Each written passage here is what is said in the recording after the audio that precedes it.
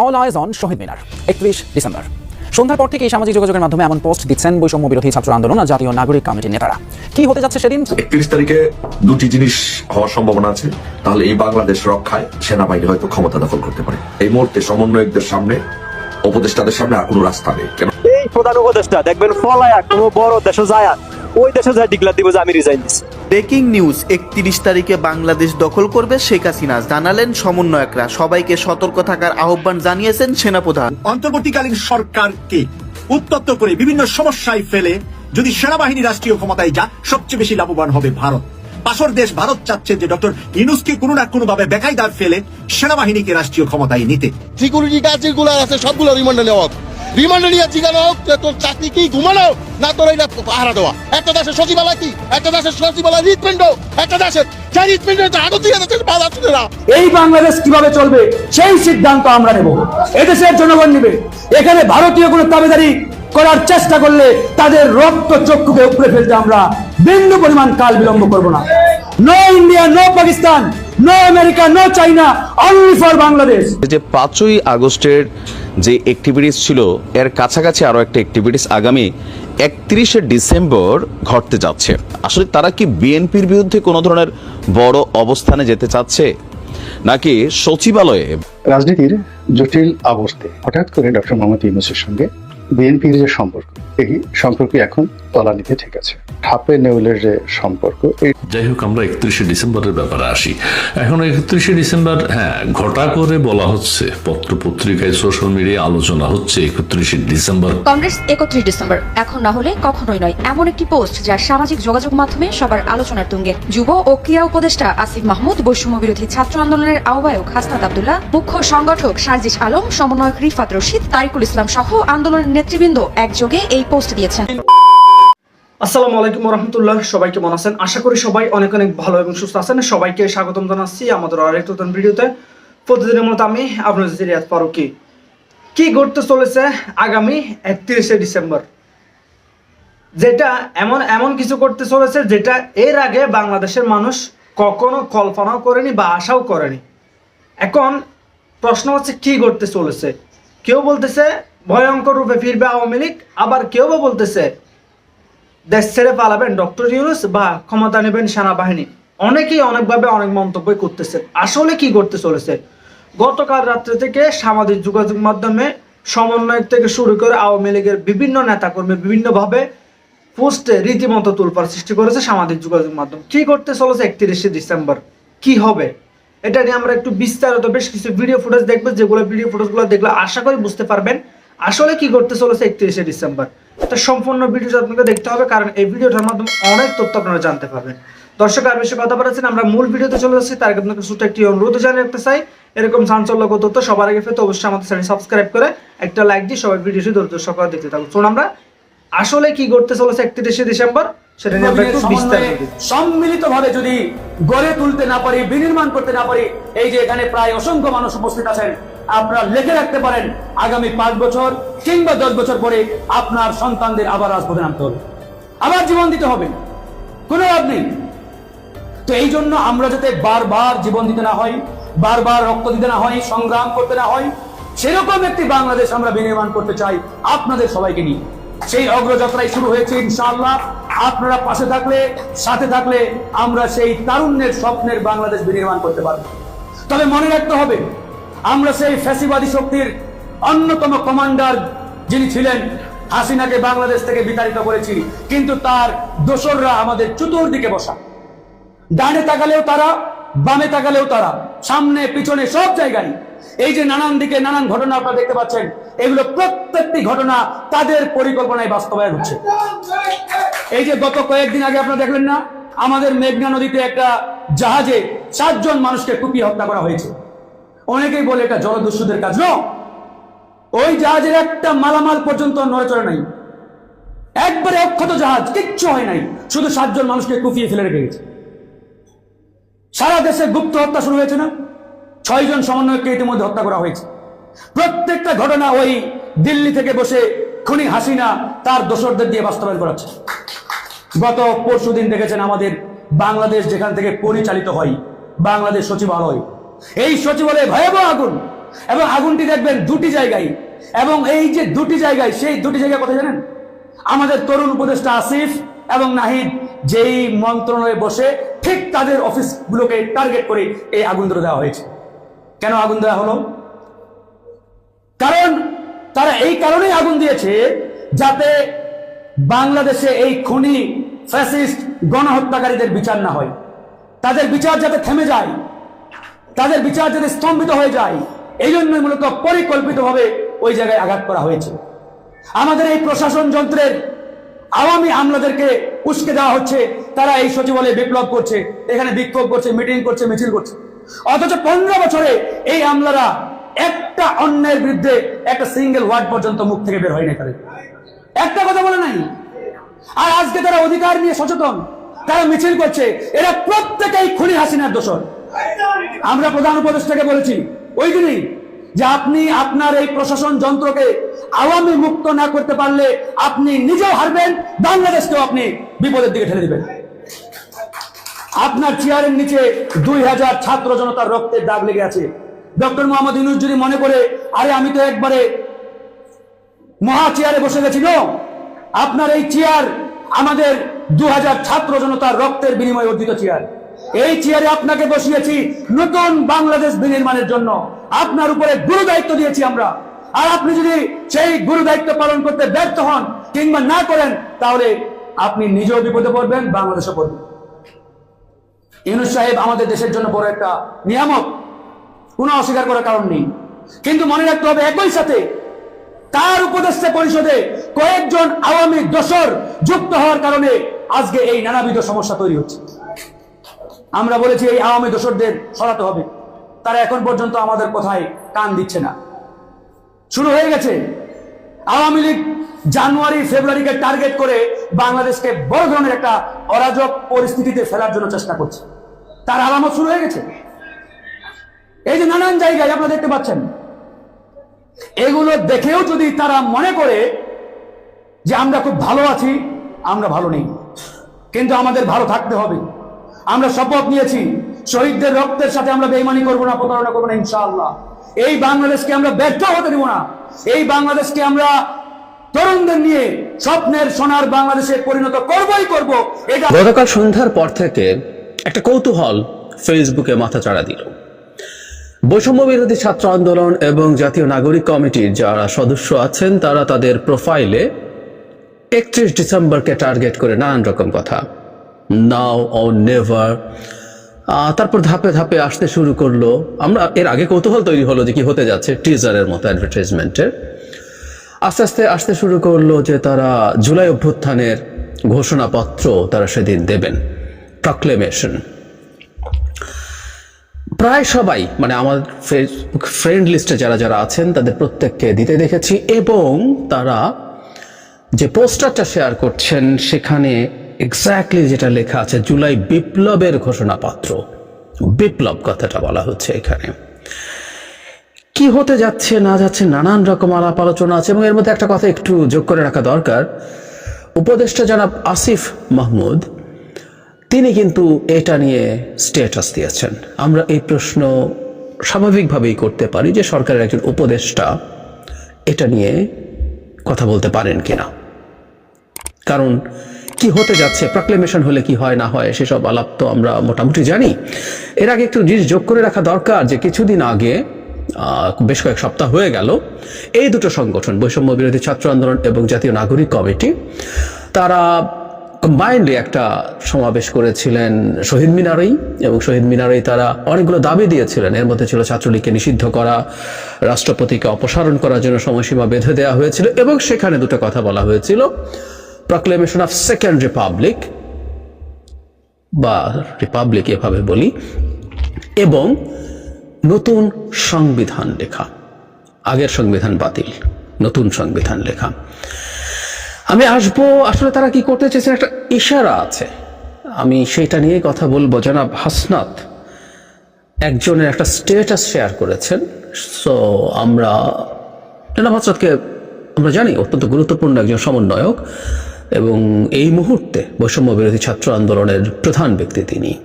সুতরাং তাকে তিনি যেটা শেয়ার করছেন তাকে গুরুত্ব দেব। সেই স্ট্যাটাসে যা বলা হয়েছে সেটা প্রসঙ্গেও বলবো, কিন্তু তার আগে বিপ্লব প্রসঙ্গে দু একটা কথা। আজকে বিপ্লব নিয়ে বিস্তারিত করছি না, আমি আলাদা একটা ভিডিও করব, কিন্তু যেহেতু এখানে বিপ্লবের কথা বলা হচ্ছে, এখানকার ঘোষণাপত্র দেওয়া হবে, আমরা নিশ্চয়ই মনে করতে পারি এই গণঅভ্যুত্থান হয়ে যাওয়ার পর থেকে কিছু মানুষ, খুব উল্লেখযোগ্য একজন পাবলিক ইন্টেলেকচুয়াল, এটাকে বিপ্লব হিসেবে বলতে চেয়েছিলেন এবং চেয়েছিলেন যে শহীদ মিনারে একটা শপথ নিয়ে বিপ্লবী সরকার হবে। শেখ হাসিনা নিযুক্ত রাষ্ট্রপতি জনাব শাহাবুদ্দিন চুপ্পুর অধীনে শপথ নিয়ে সবকিছু ধ্বংস হয়ে গেছে ইত্যাদি ইত্যাদি, এবং আমরা বড় বিপদে পড়ে যেতে যাচ্ছি সংবিধানটাকে রেখে। আমাদের মনে আছে নিশ্চয়ই, আমি এটার বিরুদ্ধে ঠিক প্রথম দিন থেকেই ফাইট করেছি, যেখানে যেখানে সুযোগ এসছে, আলাপ এসছে, নিজের চ্যানেলে কথা বলেছি, টিভি চ্যানেলে কথা বলেছি, কারণ এই আলাপটা খুব ট্র্যাকশন পাচ্ছিল। আস্তে আস্তে মনে হচ্ছিল যে আলাপটা আর খুব বেশি নেই, কিন্তু এখন আবার দেখা যাচ্ছে আমাদের মনে স্বভাবজাতভাবে প্রশ্ন আসবে যে কেন এটা করা হচ্ছে। আগে আমি জনাব হাসনাত আব্দুল্লাহ যে স্ট্যাটাসটা শেয়ার করেছেন সেটা একটু পড়ি, তাহলে আমরা খুঁজে বের করার চেষ্টা করতে পারবো। প্রক্লেমেশন অফ রেভলিউশন কেন লাগবে? রেভলিউশন বলা হচ্ছে বিপ্লব, আমার আপনার এবং আমাদের সবার অস্তিত্ব বাঁচাইতে লাগবে। আমাদের এই বিপ্লবকে সত্যিকার অর্থে বিপ্লবের রূপ দিতে প্রক্লেমেশন লাগবে। এই কাজ হওয়ার দরকার ছিল 5ই আগস্ট, কিন্তু দেরিতে হইলেও যে হচ্ছে এইটা অস্বস্তির খবর। এখন আপনাদের মনে প্রশ্ন জাগতে পারে যে প্রক্লেমেশন জিনিসটা আসলে কি। এটা মূলত রাজনৈতিক বন্দোবস্তের আক্ষরিক অর্থে ঘোষণা। তো এই ঘোষণাটা ঠিক কি করে খেয়াল করি। এই যে ধরেন সরকার, এটা তো সংবিধান অনুযায়ী অবৈধ। প্রক্লেমেশন সে সংবিধানকে সরাসরি চ্যালেঞ্জ করে এবং সংবিধানকে প্রক্লেমেশনের আলোকে ব্যাখ্যা এবং সংশোধন করতে বাধ্য করে। যে স্টেট সিস্টেম আপনাকে আমাকে এখন পর্যন্ত নিয়মতান্ত্রিকভাবে ফাঁসির আসামি বানায় রাখছে, সে স্টেট সিস্টেমকে খারিজ করে দেয়। ভুল আছে, মানে লিখে ফেললেই তো হয়ে যায় না। যেমন এই সরকার সংবিধান অনুযায়ী অবৈধ, উত্তর হচ্ছে অবৈধ না। সংবিধানে লেখা না থাকলেও বৈধ হতে পারে, এবং সেটা কিভাবে বৈধতা আনা হয়েছে তারা খোঁজ নিলেই আসলে জানতে পারবেন। আর্টিকেল 106 দিয়ে রেফারেন্স নেওয়া আছে। নট অনলি দ্যাট, ফাঁসির আসামি বানায় রাখছে নিয়মতান্ত্রিকভাবে, ইটস নট এগেইন কারেক্ট। এখন পঞ্চদশ সংশোধনে যে অংশগুলো বাতিল করা হয়েছে তার মধ্যে এই ফাঁসির যে আইন নিয়ম আছে সেটাও বাতিল করা হয়েছে। সুতরাং এখন বর্তমান সংবিধানের আলোকে কেউ ফাঁসির আসামি নন। আচ্ছা, আমরা তর্কের খাতিরে ধরে নিলাম। এছাড়া এই প্রক্লেমেশন আরো কি কি করতে পারবে? এই যে আমাদের নিত্যদিনের অভিযোগ থাকে যে এটা কোনো এভাবে হচ্ছে না, ওভাবে হচ্ছে না, এই সব হিসাব নিকাশ বদলানোর জন্য এই প্রক্লেমেশন জরুরি। রাষ্ট্রযন্ত্রের যে সকল বস্তাপচার নিয়মের কারণে সব কাজ পিছিয়ে যায় তা ছুঁড়ে ফেলে জুলাইয়ের আলোকে নতুন রাষ্ট্র কাঠামো তৈরির ভিত্তি হবে এই প্রক্লেমেশন। যে নতুন বাংলাদেশের স্বপ্ন এই দেশের মানুষ দেখেছে তা বাস্তবায়ন হবে এর মাধ্যমে। এর কাজ হওয়া উচিত ছিল অনেক আগেই, দেরি হয়ে গেছে মাস 5 কিন্তু তাও হচ্ছে। জুলাইকে ধারণ করা প্রতিটি ব্যক্তির আকাঙ্ক্ষা পূরণ হবে এর মাধ্যমে। যে বাংলাদেশ 2.0 কথা আমরা এতদিন ধরে বলে এসেছি তা সত্যি হবে 31 তারিখ। আমি থাকবো সেদিন শহীদ মিনারে মুজিববাদের কবর রচনা করতে, আপনারা থাকবেন তো? মানে মুজিববাদের কবর রচনা করার আলাপও করছে। মানে আমি তারা কেন জানি না এই দুটো সংগঠন মুজিববাদকে খুব সামনে আনছে। মুজিববাদ বলে একটা বস্তু আছে আমরা জানি, আমরা সেই আলোচনায় আজকে আর ঢুকছি না, কিন্তু শেখ হাসিনা তার লাস্ট 15 বছর মুজিববাদকে প্রতিষ্ঠিত করেছেন, ওটাকে রাখতে চেয়েছেন, ওটাকে সামনে রেখে শাসন করেছেন। কোনোভাবেই মনে করি না একটা আটারলি ডাকাতকে, মানে সব কতগুলো ডাকাত, টপ ডাকাত, মাঝারি, ছোট ডাকাত মিলে একটা দেশকে ডাকাতি করেছে, ওখানে মুজিববাদ আনা হয়েছে। আমি মনে করি না, কিন্তু তারা খুব লিখছেন। অনেকেই মুজিববাদের কবর রচনা করবেন 31 তারিখ, সেরকম লিখছেন। কিন্তু এখানকার জরুরি কথাটা হচ্ছে মোটা দাগে তারা আসলে এই প্রক্লেমেশন মানে সবকিছু, মানে সংবিধান তারা যেটা আলাপ করছিলেন যে সংবিধান নতুন করে লেখা সবকিছু প্রক্লেমেশনের আলোকে হবে এবং সংবিধানটাকে বাতিল বা স্থগিত করা হবে, ইনি অন্তত লেখেননি। কিন্তু এই আলাপটা করা হয়েছে যে বিপ্লব, যারা বিপ্লব বলছেন, বিপ্লবের সাথে সাথে এই সংবিধানের আর কোনো এক্সিস্টেন্স নেই। নতুন সংবিধান লেখা হবে, তার আগে অন্তর্বর্তী কতগুলো অর্ডারের মাধ্যমে দেশ চলবে, এই জিনিসগুলো বলা হয়েছিল। আমি একটা জিনিস খেয়াল করেছি, এটা একটু শেয়ার করতে চাই। জনাব হাসনাত আব্দুল্লাহর সাথে আমি একটা টক শোতে ছিলাম, জনাব খালেদ মহিউদ্দিনের সাথে। সেখানে তিনি দ্ব্যর্থহীন ভাষায় স্বীকার করেছেন যে বিপ্লবী সরকার তাদের না গড়া ভুল ছিল। এখানেও ঠিক একই টোন। আমি এই জায়গাটা আবার একটু বলছি, আমাদের এই বিপ্লবকে সত্যিকার অর্থে বিপ্লবের রূপ দিতে এই প্রক্লেমেশন লাগবে। এটা কাজ হওয়ার কথা ছিল 5 আগস্ট, কিন্তু দেরিতে হইল। এটা যে হচ্ছে এটা স্বস্তির খবর। মানে একটা বিপ্লব হয়েছে সো কল্ড, সেটা সে সময় একটা বিপ্লবী সরকার হয়নি, একটা প্রক্লেমেশন হয়নি। সেটা 5 মাস পরে সেই প্রক্লেমেশন দিয়ে বিপ্লবটাকে বিপ্লব হিসাবে প্রতিষ্ঠিত করা হবে। মানে বিপ্লবের ইতিহাস এবং বিপ্লবীরা বিজয়ী হলে যা যা করে তার সাথে যদি মেলাই, এটা ম্যাচ করে না, আসলেই ম্যাচ করে না। যাই হোক, সব তর্ক আজকে সরিয়ে রাখি এবং আমি আবার একটা আসলে এখানে এক্সক্লুসিভ ভিডিও করিনি, অনেক ভিডিওর মাঝে কথা বলেছি। একটা গণঅভ্যুত্থানকে বিপ্লব বলার বিপদ যেখানে, সেটা হচ্ছে কেন বিপ্লব না এটা। ইন্টারপোল সংক্ষেপে, আর পুরো অর্থটা হচ্ছে ইন্টারন্যাশনাল পুলিশ, আন্তর্জাতিক পুলিশ। আন্তর্জাতিক পুলিশের যে কাজটা সেটা হচ্ছে যখন কোনো দেশের অপরাধী অন্য দেশে পালিয়ে গিয়ে আশ্রয় নেয়, তো সেই দেশের মাধ্যমে যেই দেশের অপরাধী তারা চাইলে তাকে ধরে এনে তাদের দেশে নিয়ে আসতে পারে। তবে রাজনৈতিক বন্দীদের বেলায় এটা আবার এত সোজা না। তো কেন ইন্টারপোলের ইস্যুটা খুব আলোচিত? আপনারা জানেন যে গেল কয়েকদিন আগে আমাদের সরকারের কিছু দায়িত্বশীল কর্মচারী কর্মকর্তা ব্যক্তিরা আন্তর্জাতিক বিচারিক আদালতের যে ট্রাইব্যুনালের যে বিভিন্ন ব্যক্তিরা আছেন বা পুলিশের পক্ষ থেকেও কিন্তু একটা কথা বলা হয়েছিল যে ইন্টারপোলের কাছে শেখ হাসিনাকে গ্রেপ্তারের জন্য একটা চিঠি পাঠানো হয়েছে অফিসিয়ালি। এখন ইন্টারপোলের কাছে নাকি ইন্টারপোলের রেড অ্যালার্ট জারিতে বা রেড লিস্টে শেখ হাসিনার নাম চলে আসছে, এরকম কিন্তু নিউজ আমাদের গণমাধ্যমে আসছে, আরো বেশ কিছু জায়গা থেকে বক্তব্য এসেছে। কিন্তু ফাইনালি ঘটনাটা কতটুকু সত্য আসুন দেখি। ইন্টারপোলের তালিকাতে বাংলাদেশের 63 জনের নাম উঠে এসেছে, আর এই তালিকা সামনে আসার পর সে 63 জনের নাম দেখে অনেকের চোখ কপালে উঠে গেছে, বলছে যে ভাই ঘটনাটা কেমনে কি হইল। International criminal police organisation Interpol বিশ্বের 6,658 জনের নামের লাল তালিকা প্রকাশ করছে সারা পৃথিবী জুড়ে। এই তালিকার মধ্যে 63 জন বাংলাদেশিদের নাম রয়েছে, তবে এই তালিকায় নেই সাবেক প্রধানমন্ত্রী শেখ হাসিনার নাম।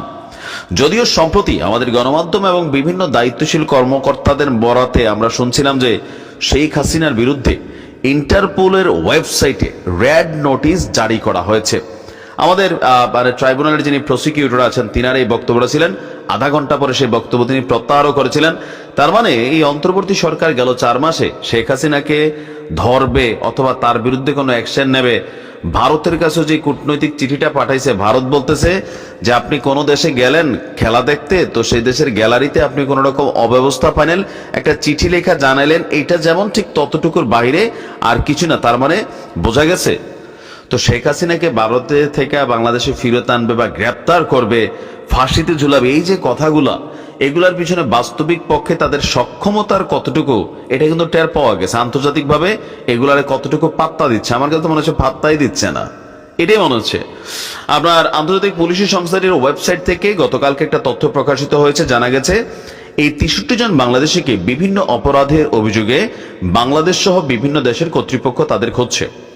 যৌন নির্যাতন সহ বিভিন্ন অভিযোগে আপনার এখানে জাহিদুল ইসলাম, অস্ত্র মামলায় ফজলুল আমিন জাবেদকে খুঁজছে যুক্তরাষ্ট্র, খুনের অভিযোগে লক্ষ্মীপুরের খোরশেদ আলমকে খুঁজছে ইউরোপের দেশ বেলজিয়াম, আফ্রিকার দেশ ইস্তাওয়ানি খুনের অভিযোগে খুঁজছে ঢাকার মোহাম্মদ মিলন এবং লিটন ব্যাপারীকে, নোয়াখালীর মিজানকে খুঁজছে দক্ষিণ আফ্রিকা, আপনার সিঙ্গাপুর খুঁজছে রাজু ঢালিকে।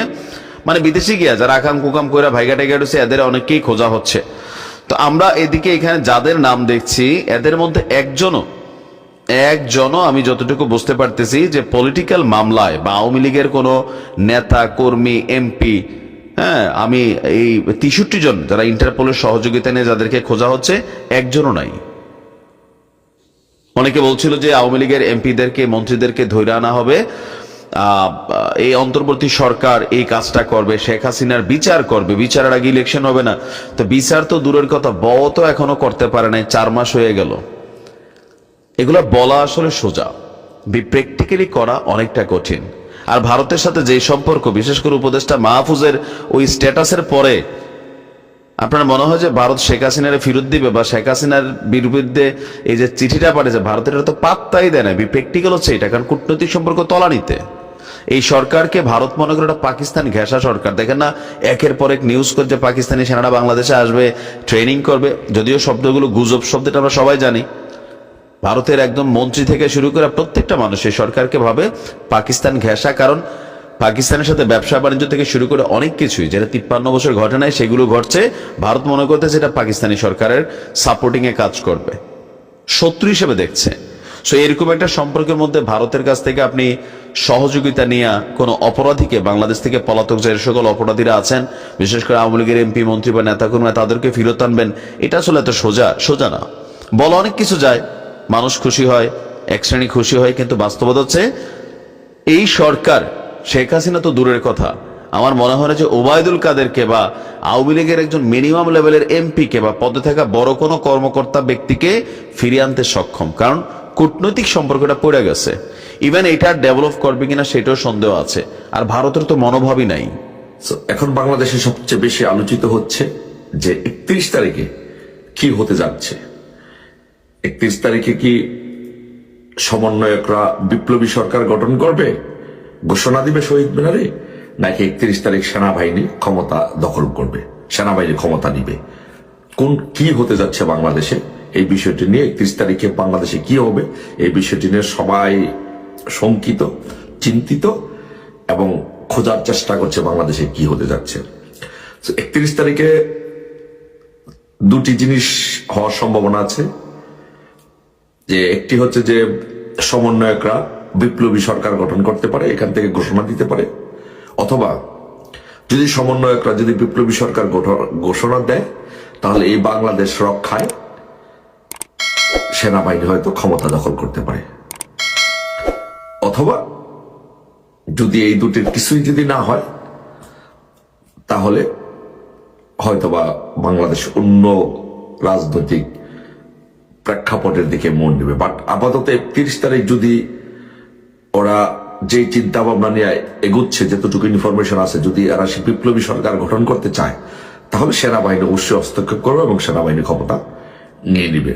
কারণ ওরা বিপ্লবী সরকার গঠন করতে চায় এই কারণে যে বিপ্লবী সরকার গঠন ছাড়া এই মুহূর্তে সমন্বয়কদের সামনে, উপদেষ্টাদের সামনে আর কোনো রাস্তা নেই। কেন রাস্তা নেই? যদি নির্বাচন হয়, কারণ বাঁচতে হলে এই সমন্বয়কদের এবং উপদেষ্টাদের বাঁচতে হলে বিপ্লবী সরকার করে বাঁচতে হবে, নয়তো এই দেশ ছাড়তে হবে, দুইটার একটা। কারণ ওরা যদি এখন এই মুহূর্তে যদি নির্বাচন হয় তাহলে হয়তো আওয়ামী লীগ ক্ষমতা আসবে, নয়তো বিএনপি ক্ষমতা আসবে। আওয়ামী লীগ ক্ষমতা আসলে ওরা নিরাপদ নয়, বিএনপি ক্ষমতা আসলে ওরা নিরাপদ নয়। যে এই ক্ষমতা আসে না কেন তাদের গণপিটুনিতে নিহত হওয়ার সম্ভাবনা বেশি। কারণ পৃথিবীর ইতিহাসে যদি বিপ্লবীদের, সেটা অনেক লম্বা আলোচনা, পৃথিবীর ইতিহাসে যদি বিপ্লবীদের ইতিহাস খোঁজেন তাহলে এরকমই হয়েছে। সো একইভাবে বাংলাদেশে এই জিনিসটি হতে পারে, কারণ সেনাবাহিনীর ভিতরে যে 2% উগ্রপন্থী আছে যারা চাচ্ছে যে একটি বিপ্লবী সরকার, ইসলামিক জঙ্গি বিপ্লব বা ইসলামিক বিপ্লবী সরকার গঠন হোক। কিন্তু 98% সেনাবাহিনী, এর মধ্যে 10-15%, 15 থেকে 20% বিএনপি পন্থী, তারপর বাকি যারা আছেন হচ্ছেন মুক্তিযুদ্ধের পক্ষের শক্তি, আর কিছু আছে যে অল্প কিছু আছেন যে তারা কোনো দিকেই যাচ্ছেন না, যেতে চায় না, তারা চায় দেশের শান্তি। বেসিক্যালি তারা রাজনীতি এত বেশি একটা রাজনীতি পছন্দ করেন না। এখন এই 2% উগ্রপন্থী সেনাবাহিনী যদি বিপ্লবী সরকারের দিকে যায় তাহলে কিন্তু রাষ্ট্রটা ধ্বংস হয়ে যাবে।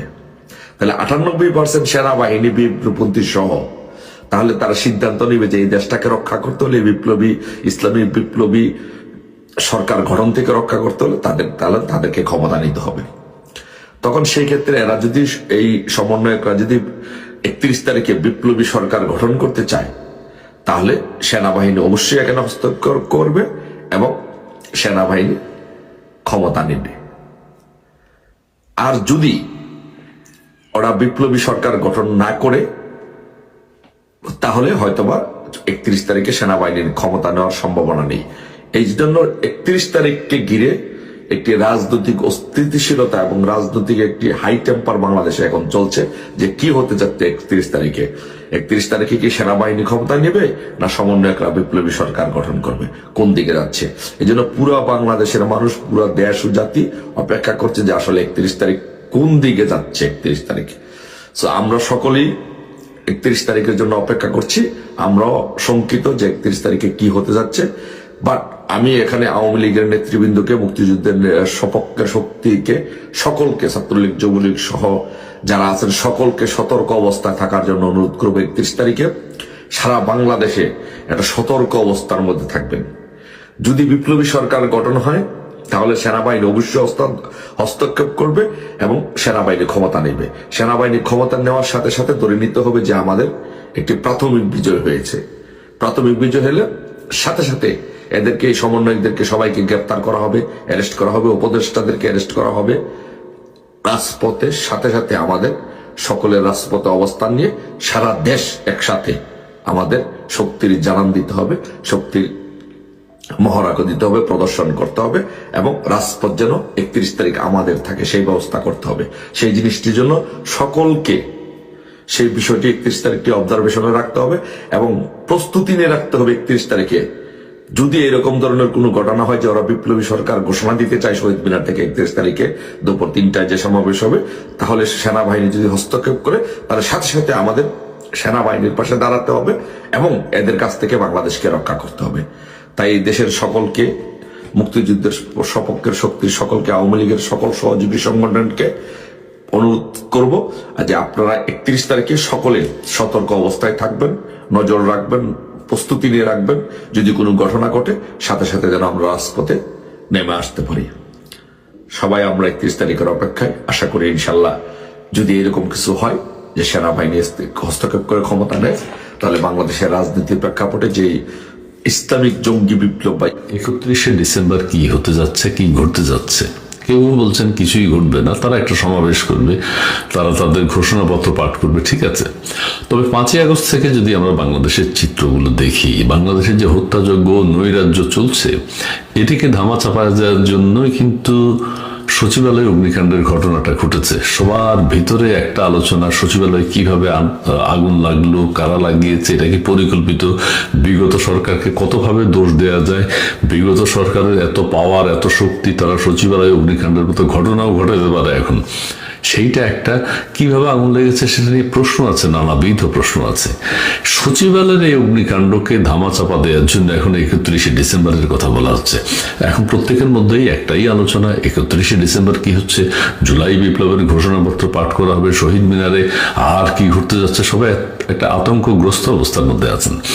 তার আগে আর একটু বলে নেই, সচিবালয়ে অগ্নিকাণ্ডের পরেই একটা জিনিস খেয়াল করবেন, পরের দিন থেকেই অগ্নিকাণ্ডের বিষয়ে যত আলোচনা না হবে তার চেয়ে বেশি আলোচনা হয়েছে, না এই সরকারকে অনেকদিন ক্ষমতায় থাকতে হবে, সংস্কার করতে হবে, সবকিছু এত দ্রুত নির্বাচন না, জুলাই আন্দোলন তো নির্বাচনের জন্য হয়নি, আরো নানাবিধ কথা, অর্থাৎ নির্বাচন হবে না, সংস্কার কার্যক্রম বছরের পর বছর 15-20 বছর চলতে থাকবে। তাদের নতুন রাজনৈতিক দল গঠন করা হচ্ছে, সেই জিনিসটা কিন্তু ফুটে উঠছে, এটা কিন্তু সামনে চলে এসছে। এখন সচিবালয়ের অগ্নিকাণ্ড নিয়ে নানান যে ষড়যন্ত্রের কথা আলোচনা হচ্ছে, সেইটাকে 31শে ডিসেম্বর দিয়ে কিভাবে চাপা দেওয়া যায় তার আন্তরিক চেষ্টা চলছে। কেউ কেউ বলছেন যে 31শে ডিসেম্বর, হ্যাঁ পুরনো বছরটা শেষ হবে, বছরের শেষ দিন, ইংরেজি নতুন বছর আসবে। আর কেউ কেউ বলছেন যে 31শে ডিসেম্বর সবাই শহীদ মিনারে জমায়েত হবে, সেখান থেকে অনেকে 31st নাইটের অনুষ্ঠান করতে একসাথে যেতে পারবে। কেউ কেউ বলছে যে সারা পৃথিবীতে উৎসবের মধ্য দিয়ে 31শে ডিসেম্বর পালিত হবে, 31st নাইট যেটা বলে সেইটা হবে। কেউ কেউ বলছেন যে না, 31শে ডিসেম্বর আমাদের ছাত্র জনতা, বিশেষ করে ছাত্ররা একত্রিত হয়ে কি করবে। ইত্তেফাক পত্রিকায় যেটি এসছে একটু পড়ে শোনাই। আগামী 31শে ডিসেম্বর জুলাই বিপ্লবের ঘোষণাপত্র প্রকাশ করবে বৈষম্য বিরোধী ছাত্র আন্দোলন। এখন কি সচিবালয়ের অগ্নিকাণ্ডের কথা শুনতে পান? এখন কি বাংলাদেশে এত হত্যাকাণ্ড, নৈরাজ্য, বিশৃঙ্খলা এটা কি শুনতে পান না। আরেকটা জিনিস মনে রাখবেন, এই যে অগ্নিকাণ্ডের কারণে যারা বেশি ভোকাল হওয়ার কথা, বিশেষ করে আসিফ নজরুল স্যার এবং আরো অন্যান্য উপদেষ্টারা আছেন, তারা কেউ কিন্তু কথা বলেননি। তাদের নীরবতা কেন, এটাও কিন্তু প্রশ্ন হিসেবে দেখা দিয়েছে। আবার আমাদের মাননীয় উপদেষ্টা সৈয়দ রেজওয়ান হাসান, তিনি তো ফুসকে বলেই ফেলেছিলেন যে সচিবালয়ে যে বিস্ফোরণের ঘটনা ঘটেছে তারপর আবার তিনি বলেন না না বিস্ফোরণ না, সচিবালয়ে যে অগ্নিকাণ্ডের ঘটনা ঘটেছে তার তদন্তে 1 সদস্যীয় তদন্ত কমিটি গঠন করা হয়েছে। অর্থাৎ সত্য মুখ ফসকে হলো বেরিয়ে আসছে যে ওইটা যে একটা পরিকল্পিত ঘটনা, সচিবালয়ের কাণ্ডটা। কারো পক্ষে নিশ্চিদ্র নিরাপত্তা ব্যবস্থার মধ্যে সচিবালয়ে গিয়ে রাত 1টার সময় অগ্নিকাণ্ডের ঘটনা ঘটানো অস্বাভাবিক ব্যাপার। একদম যোগসাজশ যদি না থাকে, নিজেদের মধ্যে সমন্বয় যদি না থাকে, এটা সমন্বয়কারী এসে যায়। সমন্বয় না থাকলে অগ্নিকাণ্ডের এই ভয়াবহ ঘটনা ঘটানো সম্ভব না। আর কুকুরের কথা এসছে, কুকুরের কথা আমি একবার ব্যাখ্যা করেছি। ট্রেন্ড কুকুর কাদের কাছে আছে সেটা আমি বলেছি, যে আমাদের সেনাবাহিনী, নৌবাহিনী, র্যাব এদের কাছে ছাড়া ট্রেন্ড কুকুর আর নেই, কোথাও নেই।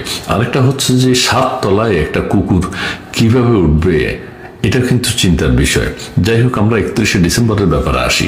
এখন 31শে ডিসেম্বর ঘটা করে বলা হচ্ছে, পত্র পত্রিকায়, সোশ্যাল মিডিয়ায় আলোচনা হচ্ছে। All eyes on Shaheed Minar 31 December. সন্ধ্যার পর থেকে এই সামাজিক যোগাযোগের মাধ্যমে এমন পোস্ট দিচ্ছেন বৈষম্য বিরোধী ছাত্র আন্দোলন আর জাতীয় নাগরিক কমিটির নেতারা। কি হতে যাচ্ছে সেদিন, ছাত্র নেতাদের সাথে নিয়ে কথা বলেছেন সহকর্মী আখলাকুস সাফা। 3 আগস্ট কেন্দ্রীয় শহীদ মিনার, লাখো জনতার জমায়েতে রচিত হয়েছিল নতুন ইতিহাস। কোটা সংস্কার আন্দোলন থেকে যে বিক্ষোভের সূচনা, ছাত্র জনতার উপর গণহত্যার বিচার দাবির মধ্য দিয়ে তার রূপ নেয় গণ অভ্যুত্থানে। সেদিনের সেই সমাবেশ থেকেই এসেছিল ফ্যাসিবাদী হাসিনা সরকারকে হটানোর 1 দফা ঘোষণা। আপনারা বিক্ষোভে নেমে আসুন এবং গণ অনুষ্ঠান তৈরি করুন। আমাদের এই আন্দোলন ততক্ষণ চলবে ততক্ষণ আমাদের এই এক দফা পূরণ না হয়। পরদিন আন্দোলন দমাতে আইন শৃঙ্খলা বাহিনীর পাশাপাশি প্রকাশ্যে অস্ত্রসহ নামে আওয়ামী লীগ ও অঙ্গ সংগঠনের নেতাকর্মীরা। ওই একদিনই প্রাণ যায় অন্তত 135 জনের। 6 আগস্টের লং মার্চ টু ঢাকা একদিন এগিয়ে আনা হয়। 5 আগস্ট লাখ লাখ ছাত্র জনতা নেমে আসে রাস্তায়। দেশ ছেড়ে যান শেখ হাসিনা, পালিয়ে যায় তার বেশিরভাগ মন্ত্রী, এমপি সহ নেতাকর্মীরা। শেষ হয় একদম বন্ধকর অবস্থা। সীমিত ইন্টারনেটের মধ্যেই 3 আগস্ট একযোগে একই বার্তা দিয়েছিল আন্দোলনরত শিক্ষার্থী সমন্বয়করা। আজ সন্ধ্যা থেকে আবারও একযোগে একই বার্তা, all eyes on Shaheed Minar 31 December. সময় বিকেল 3টা, হয় এবার না হয় নেভার। কি বোঝাতে চান ছাত্র নেতারা? বাংলাদেশের স্বপ্ন নিয়ে নতুন ঘোষণা এসেছিল। কি হতে যাচ্ছে 31 ডিসেম্বর? নানা জল্পনা কল্পনার মধ্যেই জানা গেছে জুলাই বিপ্লবের ঘোষণাপত্র দেওয়া হবে সেদিন কেন্দ্রীয় শহীদ মিনারে। ছাত্র নেতাদের সঙ্গে আমার কথা হলো, তারা বলছেন, যেটি আসলে ইঙ্গিত দিচ্ছেন, 3 আগস্ট যেমন নতুন বাংলাদেশের স্বপ্ন নিয়ে নতুন একটি যাত্রা শুরু হয়েছিল নতুন ঘোষণার মধ্য দিয়ে, এমনই কিছু একটা হতে যাচ্ছে 31 ডিসেম্বর। কি থাকবে সে ঘোষণাপত্রে? একটি স্ট্যাটাসে হাসনাত আব্দুল্লাহ বলছেন, এটা মুজিববাদের কবরের ঘোষণা। পরেই ফারদিন হাসান নামে একজনের পোস্ট শেয়ার করেন তিনি, যেখানে বলা হয়েছে বিপ্লবের ঘোষণাপত্র বা প্রোক্লেমেশন আসলে কি ব্যাখ্যা করা হয়েছে। সেখানে বলা হচ্ছে এটা মূলত নতুন রাজনৈতিক বন্দোবস্তের আক্ষরিক ঘোষণা। প্রোক্লেমেশন সে সংবিধানকেই সরাসরি চ্যালেঞ্জ করে এবং সংবিধানকে প্রোক্লেমেশনের আলোকে ব্যাখ্যা এবং সংশোধন করতে বাধ্য করে। আখলাকুস সাফা, যমুনা নিউজ। প্রিয় দর্শক, এই বিষয়টি নিয়ে আপনার মতামত দ্রুত কমেন্টে জানিয়ে ফেলুন। আর আমাদের চ্যানেলটিতে নতুন থাকলে অবশ্যই চ্যানেল সাবস্ক্রাইব করে সাথে থাকবেন। এতক্ষণ যারা সাথে ছিলেন, সম্পূর্ণ ভিডিও দেখেছেন, তাদেরকে অসংখ্য ধন্যবাদ জানিয়ে এখানে শেষ করবো আজকের ভিডিওটি। ভালো থাকবেন, সুস্থ থাকবেন। অবশ্যই আমাদের চ্যানেলে যদি এখন নতুন থাকেন, অবশ্যই চ্যানেলটি সাবস্ক্রাইব করে পাশে থাকা বেল বাটনটি অন করে রাখবেন, যাতে পরবর্তী ভিডিও আপলোড দেওয়ার সাথে সাথে সবার আগে আপনার কাছে নোটিফিকেশন পৌঁছে যায়। ধন্যবাদ সবাইকে, ভালো থাকবেন, সুস্থ থাকবেন। আল্লাহ।